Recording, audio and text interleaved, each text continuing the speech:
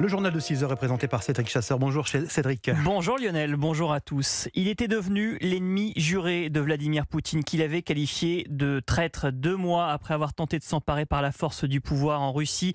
Evgeny Prigojine est mort hier dans le crash d'un petit avion privé entre Moscou et Saint-Pétersbourg, un appareil dans lequel se trouvait également son bras droit au sein du groupe paramilitaire Wagner, Dmitri Utkin, et 8 autres personnes. Un accident, Nicolas Tonev, qui était filmé par plusieurs témoins.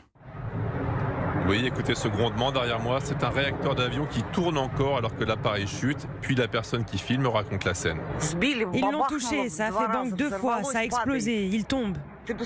Regarde, il tombe. Il est tombé où? Il y a des morceaux qui volent encore. Il y a de la fumée maintenant. Regarde ce nuage de fumée qui monte. C'est tout. Près de la ferme. Ça brûle.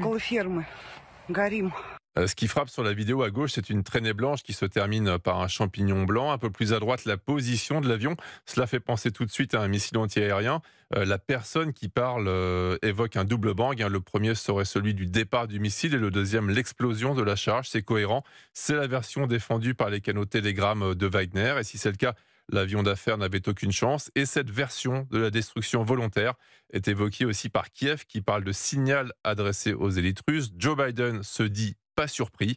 Et si l'on se réfère au vocabulaire utilisé par Vladimir Poutine qui parlait de trahison après la mutinerie de juin dernier, eh bien, cette mort est la peine réservée aux traîtres car le parrain Poutine doit conserver et montrer son autorité. Nicolas Tonev. Retour en France où c'est encore les vacances pour près de 12 millions d'élèves à 2 semaines de la rentrée. Europe 1 vous révèle ce matin une statistique plutôt inquiétante. Oui, il s'agit des atteintes à la laïcité à l'école. Elles explosent depuis l'assassinat de Samuel Paty en octobre 2020.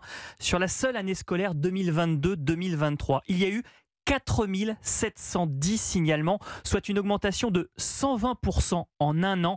Alexandre Chauveau, l'une des raisons de cette augmentation, c'est le port de signes et de tenues non conformes à la loi de 2004.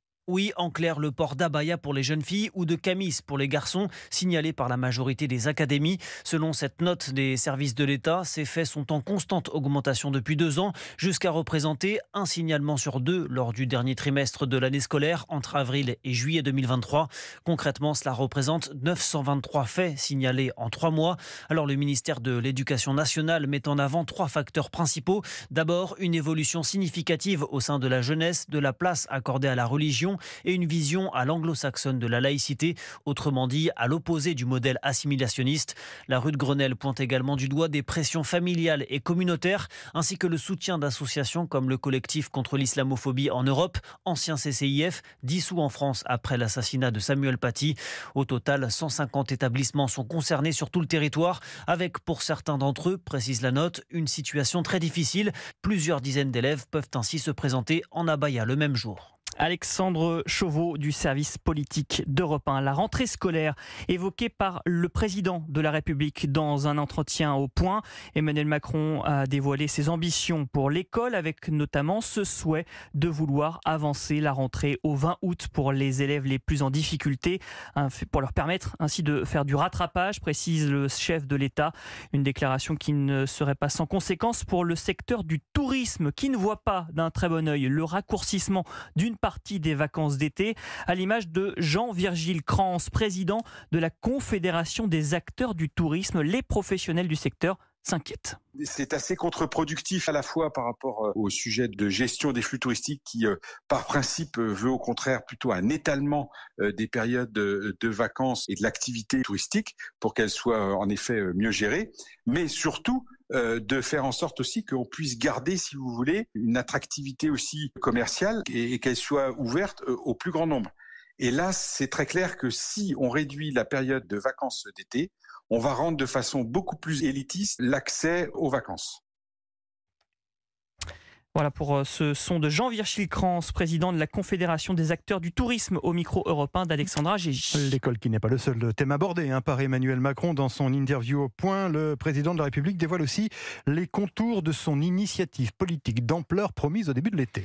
Oui, le chef de l'État confirme déjà qu'il réunira les principaux responsables politiques de la France insoumise au Rassemblement national mercredi prochain. Emmanuel Macron veut ouvrir le dialogue avec l'ensemble des formations politiques pour des textes transpartisans, des propositions de loi, des projets de référendum également. Le président de la République qui évoque aussi le sujet des émeutes qui ont embrasé le pays en juillet. Plutôt silencieux jusqu'ici, Emmanuel Macron reconnaît un déferlement de violence mimétique.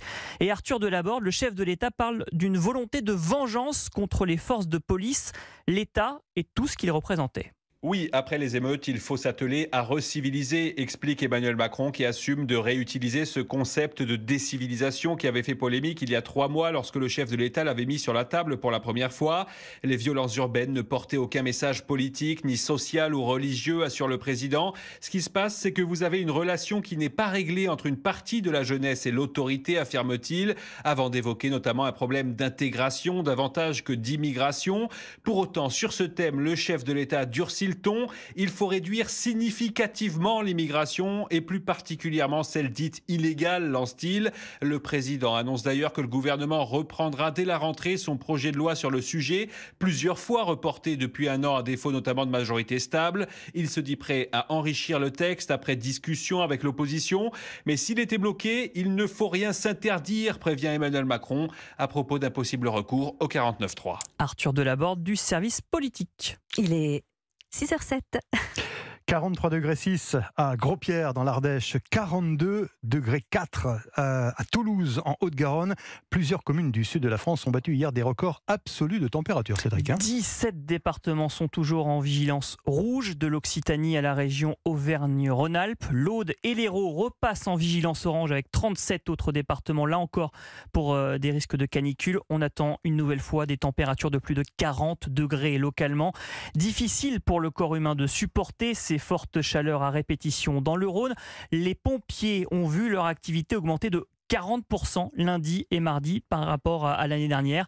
Au centre d'appel d'urgence de la caserne centrale à Lyon, par exemple, les appels se multiplient. Reportage de notre envoyé spécial sur place, Caroline Baudry. Pour Villeurbanne-Courtolstoy, un monsieur qui... L'opérateur est imperturbable quand il enchaîne les appels. 1000 arrivent ici chaque jour. Ils viennent de tout le département et sont recensés par le commandant Laurent Pillot dans un graphique explicite. Là, c'est significatif depuis le début de la canicule. Ça peut être des personnes qui sont en détresse lors de noyades. Ça peut être, on a eu quelques cas de coupure électrique liée à la chaleur. Donc les ascenseurs derrière sont bloqués. On va aller prendre en charge les personnes dans les ascenseurs. Voilà, il y a plus d'activité aussi, par exemple le soir. Les gens restent dehors plus longtemps. 500 ambulances se sortent chaque jour des casernes du Rhône. C'est 100 de plus que l'année dernière aux mêmes dates. À ce signal, l'adjudant-chef André Jérôme a 2 minutes pour démarrer son véhicule. Oui, un exemple, un monsieur ce matin qui va faire ses courses au supermarché à 10h, qui fait donc un malaise sur la voie publique avec une chute. On l'a ramené à domicile pour rejoindre sa femme. Néanmoins, on s'est rendu compte qu'il nous expliquait qu'il ne buvait pas énormément, qu'il n'avait pas mangé ce matin. Donc voilà, il faut faire attention, il y a quand même des règles à respecter. Boire, éviter le soleil et l'activité physique, des consignes que les pompiers rabâchent et s'appliquent à eux-mêmes. Dans cette caserne, les pompes et tractions se font désormais le matin. Caroline Baudry à Lyon pour Europe 1. Notez que 25 départements du Nord, du Pas-de-Calais, en passant par la Normandie et l'Île-de-France jusqu'en Indre-et-Loire sont en vigilance orange pour des risques d'orage cette fois. On attend aujourd'hui de la grêle, de fortes précipitations et des rafales de vent allant parfois jusqu'à 100 km/h. Une météo qui impacte la saison des vendanges. Certaines régions viticoles débutent déjà leur récolte de raisins. C'est le cas en Alsace où les vendanges de créments ont débuté avec 1 à 2 semaines d'avance. La faute à un été globalement plus chaud et très ensoleillé. Les grains de raisin sont mûrs. Alors même en période de canicule, il n'y a pas de temps à perdre, il faut vendanger. À Colmar, le reportage de notre correspondante dans l'Est, Mélina Fachin. En plus du sécateur et du seau, l'indispensable accessoire des vendangeurs, c'est la casquette. Roxane Hardy, responsable du domaine de la ville de Colmar, a adapté les horaires de récolte. 7 heures, on est dans les parcelles et on est déjà en train de vendanger. Il n'y a pas d'ombre dans les vignes, donc on ne vendange pas l'après-midi. À midi, on s'arrête. Pour autant, il n'aurait pas fallu attendre plus longtemps. Les raisins ont les bons degrés, ils ont l'acidité adéquate et vu les fortes chaleurs, pour éviter que cette acidité diminue trop, c'est le moment opportun pour récolter. Des vendanges de plus en plus précoces, constate Gilles Erhardt, président de l'association des viticulteurs d'Alsace. Mais cette année, la canicule tardive va encore accélérer les choses. Tout simplement, nos vignes ont mûri beaucoup plus vite. Au lieu de prendre 1 degré d'alcool potentiel en une semaine, on en a pris quasiment 2. La récolte sera peut-être moins abondante, mais de qualité. On a un équilibre sucre-acide qui est top, quoi. Et les vins dits tranquilles, c'est-à-dire non pétillants, sont eux aussi en avance. Les vendanges démarreront dès le 4 septembre. Colmar, Mélina Fachin, Europe 1. Il est 6h11, la suite du journal sur Europe 1, Cédric Chasseur, Lionel Gaugelot. À l'étranger, depuis quelques minutes, le Japon déverse dans le Pacifique les eaux usées de la centrale nucléaire de Fukushima. Une opération sans danger, selon Tokyo et les experts internationaux. 7800 mètres cubes d'eau titrés vont rejoindre l'océan, un premier rejet qui durera 17 jours. Et puis aux États-Unis, l'ancien avocat de Donald Trump, Rudy Giuliani, s'est rendu aux autorités de Géorgie hier. Lui aussi est inculpé dans l'affaire des tentatives présumées illicites d'inverser le résultat de l'élection de 2020 dans cet État clé. L'ancien président qui a snobé le premier débat des Républicains se présentera aux autorités la nuit prochaine pour être à son tour placé en état d'arrestation. On termine ce journal, Cédric, avec notre série de l'été consacrée cette semaine à ces artistes, véritables stars dans leur pays, mais complètement inconnus hors de leurs frontières. Oui, direction l'Inde aujourd'hui pour découvrir le talent de Kunal Kamra. Son nom ne vous dit sans doute rien. C'est un stand-upper, une célébrité auprès notamment de la jeune génération indienne qui apprécie son style, son phrasé. L'humoriste n'a pas sa langue dans sa poche. Son portrait par notre correspondant à Bangalore, Combastin. J'ai décidé d'arrêter l'humour politique. Ça sert à rien. À la sortie d'un spectacle, un fan m'a dit qu'il continuerait à voter pour Narendra Modi juste pour que je continue à me moquer de lui. Vous voulez de l'humour politique ? L'espoir fait vivre. Après tout, certains espèrent bien une démocratie en Inde. Du sarcasme, du second degré et de la nonchalance, c'est la signature de Kunal Kamra, un humoriste qui m'a aidé à comprendre la politique indienne quand je suis arrivé ici. Le stand-up rencontre un grand succès en Inde et Kunal Kamra est une des stars du pays. Ses vidéos sont regardées des millions de fois, comme par cette fan de 28 ans. Son humour est courageux et ancré dans l'actualité. À la différence des autres comédiens en Inde, il n'a pas peur de parler de politique et de se moquer des partis. Détesté par les nationalistes hindous au pouvoir, Kunal Kamra a été interdit de déplacement aérien pendant 2 ans, mais il reste adoré par la nouvelle génération. Ici, il se moque des restaurants qui se définissent comme purs végétariens. Évidemment, il vaut mieux connaître un peu le pays pour comprendre ses blagues qui sont parfois en langue hindi. Son succès est donc à 99% indien, mais il est en ce moment en tournée en Australie ou à Singapour, où de nombreux Indiens sont installés. Le reportage de Combastin en Inde. Merci Cédric Chasseur, à tout à l'heure.